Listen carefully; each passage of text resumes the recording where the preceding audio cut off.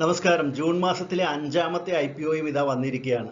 നമുക്കറിയാം Shyam Metalics, Sona Comstar, Dodla dairy, KIMS hospital ഇതിൻ്റെ എല്ലാ IPO വന്നു കഴിഞ്ഞു. ഇതൊന്നും നിങ്ങൾ കണ്ടില്ലെങ്കിൽ അതിൻ്റെ ലിങ്ക് ഞാനിവിടെ കൊടുക്കുന്നുണ്ട്, അത് തീർച്ചയായിട്ടും കാണണം.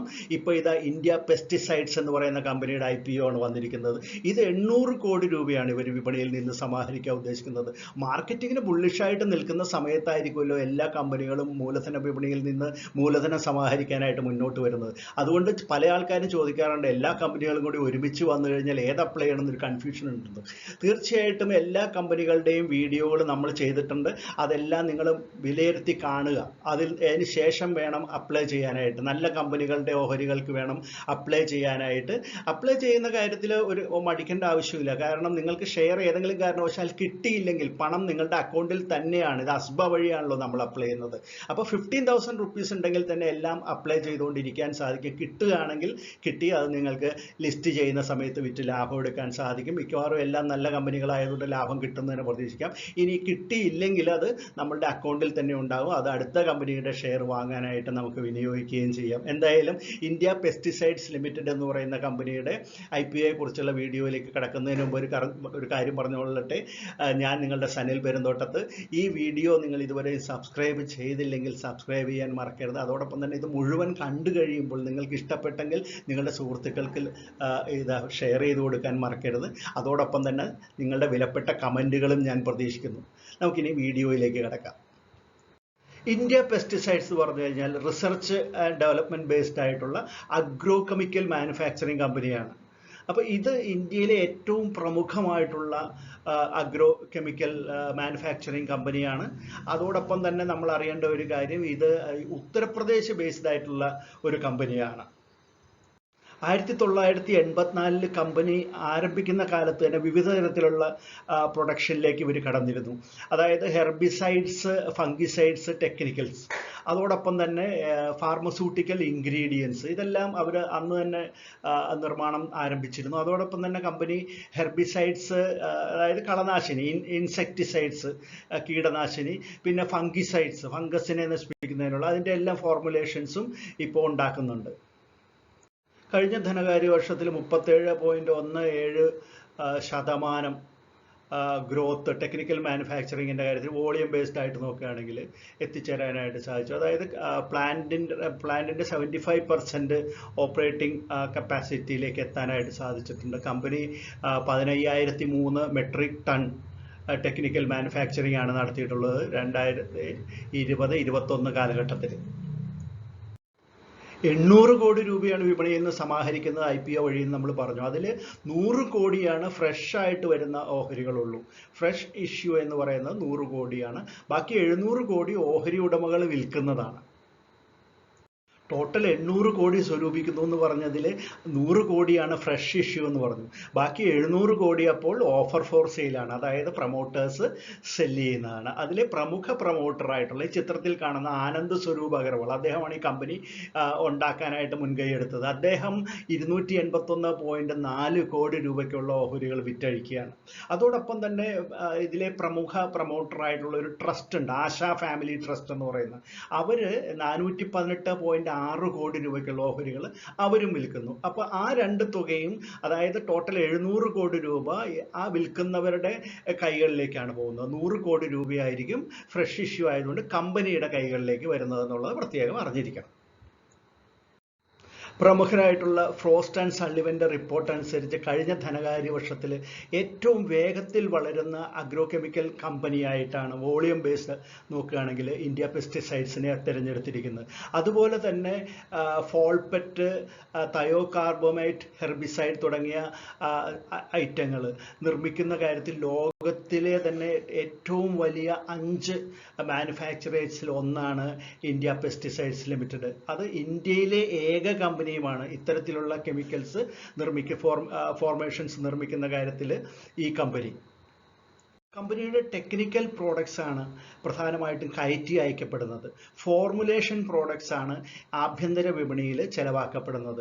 25ഓളം രാജ്യങ്ങളിൽ ഇത് എക്സ്പോർട്ട് ചെയ്യപ്പെടുന്നുണ്ട്. കഴിഞ്ഞ ധനകാര്യ വർഷത്തിലെ കണക്ക് വെച്ച് നോക്കുകയാണെങ്കിൽ 56.71% എക്സ്പോർട്ടിൽ നിന്നുണ്ടായിട്ടുള്ള റവന്യൂ എന്ന് പറയുന്നത്.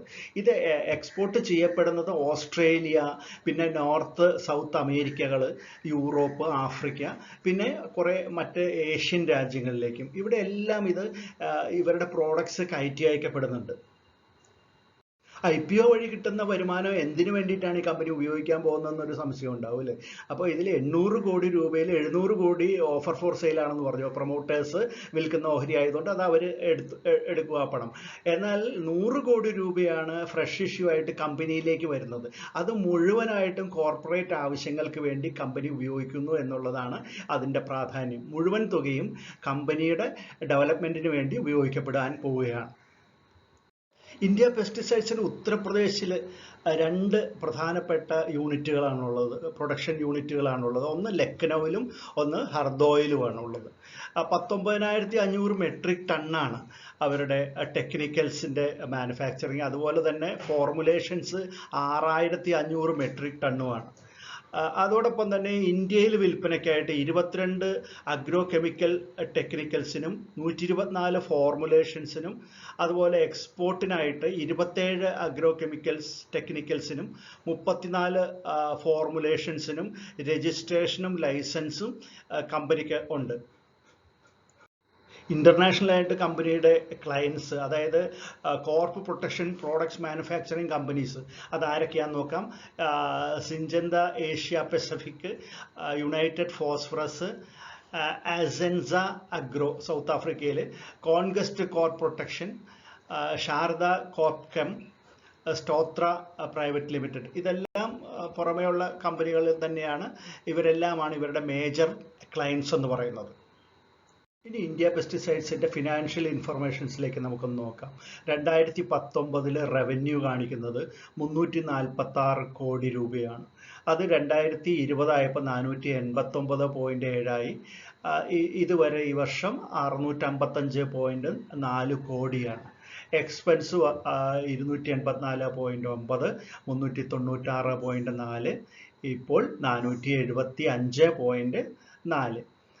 കോംപ്രിഹെൻസീവ് ഇൻകം പിരിഞ്ഞ് കിട്ടാനുള്ള തുകയൊക്കെ നോക്കുകയാണെങ്കിൽ 43.9 കോടി, 2020 70.6 കോടി, ഇപ്പോൾ 134.9. അതുപോലെ തന്നെ മാർജിൻ പെർസെൻറ്റേജ് നോക്കുകയാണെങ്കിൽ 12.7, അത് നല്ലപോലെ കൂടി വരുന്നുണ്ട്.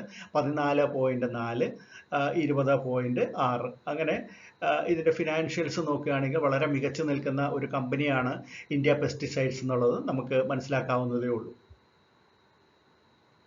EPS നോക്കുകയാണെങ്കിൽ 12.7 രൂപയാണ്.